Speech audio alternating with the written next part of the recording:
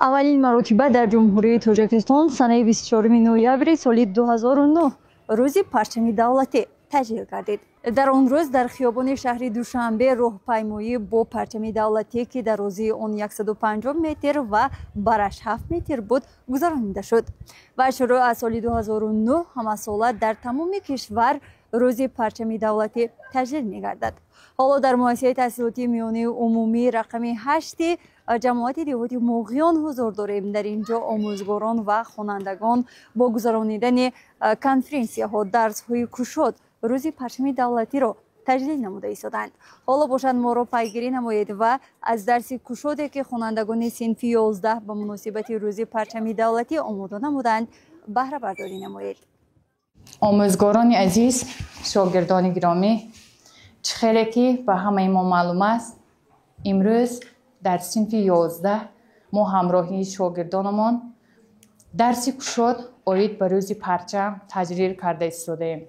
با صدا دادن سرود ملی جمهوری تاجیکستان آغاز می نماییم. خوانندگان عزیز، چطوری که همگان می دانیم امروز در تمام گوشه و کنار تاجیکستان روز پرچم دولتی با تنتنه جشن گرفته می شود. ما نیز تصمیم گرفته ایم که با یک گروه خوانندگانمان همین روز را همچون روزی درس گشاد در مؤسسه تجلیل نماییم. باید ذکر نمود که یک روز پیش در تمام گوشه و کنار جمهوری ما یکی از عیدهای بانفوذ روزی پرزیدنت جمهوری تاجیکستان جشن گرفته شد. باید ذکر نمایم که پرزیدنت هست که روزی پرچم وجود دارد و ما نیز شاد و خرسند زیر این گنبدی پر از ستاره و پر از شادی و خرسندی زندگانی می نماییم. و امروز من پیش از همه شمایان در شخصیت شمایان خانواده های شمایان را با فرارسی روز پرچم ملی جمهوری تاجیکستان صمیمانه شادباش می گویم و تمنا می کنم که سالیان زیاد پرچم ما عمر طولانی داشته باشد و ما در زیر این پرچم پر از شادی، پر از وحدت، پر از صلح و دوستی شاد و خرم زندگی نماییم. روز پرچم به همه شما مبارک باشد.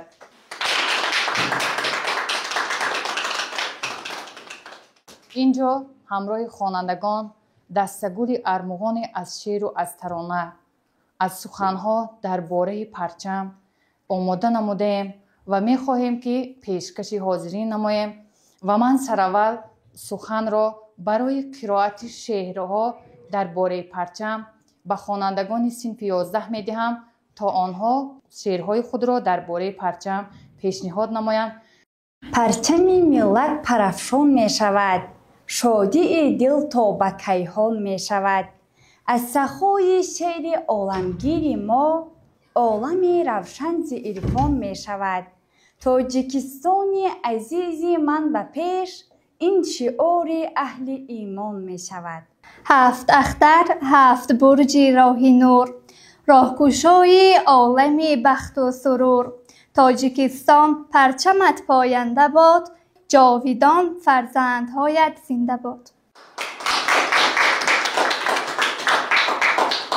در کدام گوشه دنیا نباشد پرچم ما به افتخار غلبه شهروندان ما بلند برداشته می شود. از چشم هر یک تاجیک و تاجیکستانی اشک شادی جاری می شود، زیرا پرچم این رمز آزادی، رمز وحدت و یگانگی است. محض با شرافت پیشوای معظم ملت پرچم ما امروز در تمام گوشه و کنار دنیا سر به افلاک کشیده است و اینجا درباره پرچم یک چند خوانندگان می خواهند سخنهای خود را ابراز دارند. پرچم یکی از رمزهای مهم دولتی و ملی به حساب می رود. تاریخ پرچم به دوره‌های خیلی قدیم می رسد. زمانی که قبیله ها و خلق ها برای شناخت خود از یکدیگر رمزها می ساختند. پرچم دولتی جمهوری تاجیکستان 24 نوامبر سال 1992 قبول شده است. هر سال 24 نوامبر روز پرچم دولتی جمهوری تاجیکستان تجلیل می گردد. ما جوانان امروزها افتخار از آن داریم که در زیر پرچم پرافشان تاجیکستان زندگی و تحصیل میکنیم. رنگ‌های پرچم ما پرمعنایند. رنگ سرخ رمز شجاعت و قهرمانی، رنگ سفید رمز پاکی، عدالت و صلح، رنگ سبز رمز زندگی نو، سبزش طبیعت و آبادی. در میان آن تاج و 7 ستاره جای گرفته است که معنای بخت، وحدت و دولتداری ملت تاجیکند. چخیلی که میدانیم پرچم رمزی آزادی است. امروز هر یک جوانی صاحب وطن با پرچم ملی جمهوری تاجیکستان افتخار می نماید. ما نیز خوانندگان مؤسسه زیر این پرچم با تنج و آسایشته با هم زندگی داریم. ما نیز افتخارمند از همین پرچم هستیم و اینجا صحنه آماده نمودیم درباره افتخار با پرچم است و آن را پیشکش شما می نماییم.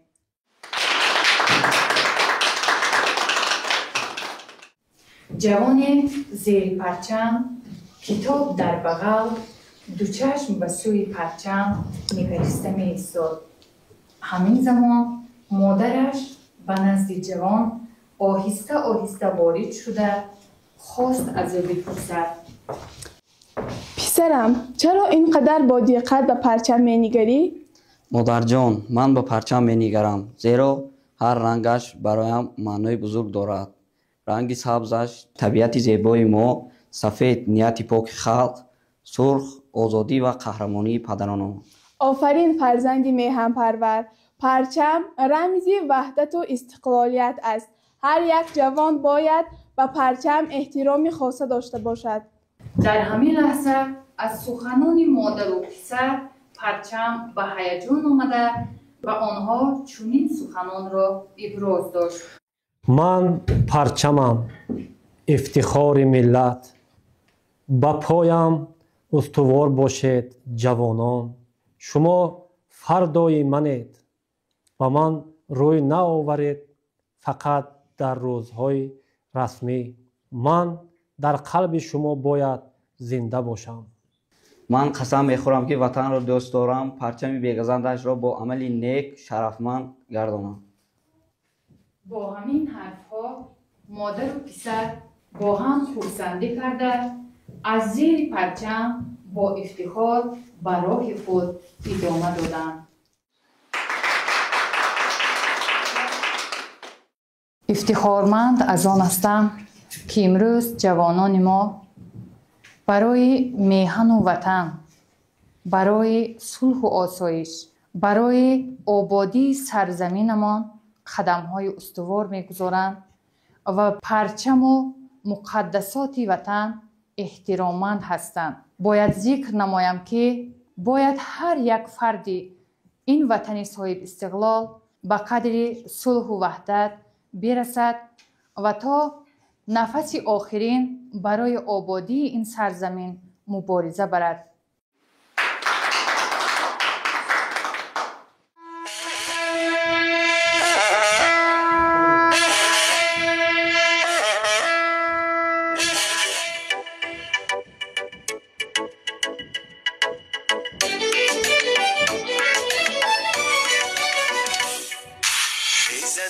ای زمین ای دیار گل پرور، ای سما ای کنار مهرآور.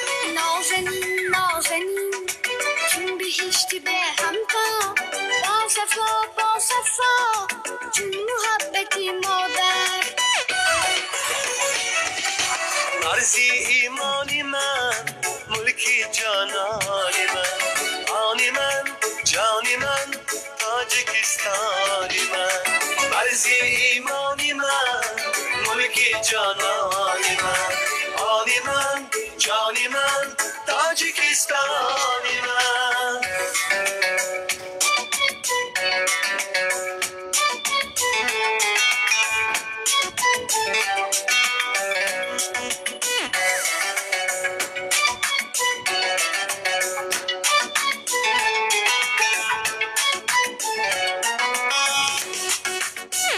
غمت پرفشان مثل رنگین تمام دولتت بانشان زیبی ملک و مکان خلقی خوش جوهرت زندگی آفرد وارثان زمان تاجکان جهان تاجکان جهان از بهار گلت خوشنوا یافتم هم صفا یافتم هم وفا یافتم بحری سازندگی راهی فرخندگی راهنما یافتم هم صدا یافتم ای زمین ای زمین ای دیاری گل پرور ای سما ای کنار مهرآور نازنین نازنین چون بهشت به همتا با صفا چون محبتی مادر مرزی ایمانی من ملکی جانانی من آنی من جانی من تاجیکستانی من مرزی ایمانی من ملکی جانانی من آنی من جانی من تاجیکستانی من آنی من جانی من تاجیکستانی من.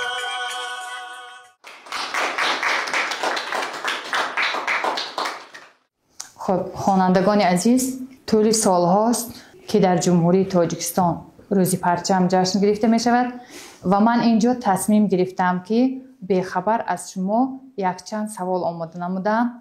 می خواهم در اینجا سنجم که سطح دانش شما درباره پرچم و رمزهای دولتی جمهوری تاجیکستان تا چه اندازه است. سوال اولین چنین است: پرچم جمهوری تاجیکستان کدام سال کدام روز قبول کرده شده است؟ پرچم جمهوری تاجیکستان 24 نوامبر سال 1992 قبول گشته است. آفرین. سوال نوبتی: کی به من میگوید که بلندترین پرچم کدام سال در پایتخت جمهوری تاجیکستان گذاشته شد؟ خب کنی یاسمن؟ بلندترین پرچم در جمهوری تاجیکستان سال 2003 در شهر دوشنبه گذاشته شد. آفرین. سوال دیگر: بلندی و درازی پرچم چقدر است؟ بلندی پایه پرچم 165 متر بوده، درازیش از 60 متر و برش 30 متر است. برای جنبست نمودن درس امروزه که ما شاهد آن بودیم، سخن نوبتی را با دیرکتور مؤسسه تحصیلات میانه عمومی رقم 8 و محترمه جوربایو میدهم. پرچم دولتی جمهوری تاجیکستان در سالهای بسا دشوار کشور همچون رمز دولتداری تاجیکستان قامت افراخته دولتداری تاجیکان را در تمام جهان معرفی نمود و نموده ایستاده است.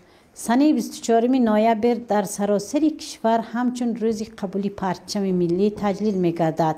امروز در مؤسسه ما با راهبری آموزگاری با تجربه مکتب خالمراد و شهنازه و خوانندگان صنف 11 ب آید به روز پرچم درس نمونوی تربیوی گذرانیده شد. من همچون سروری مؤسسه از نام ماموریت مؤسسه به خوانندگان و معلمه عرض سپاس می نمایم.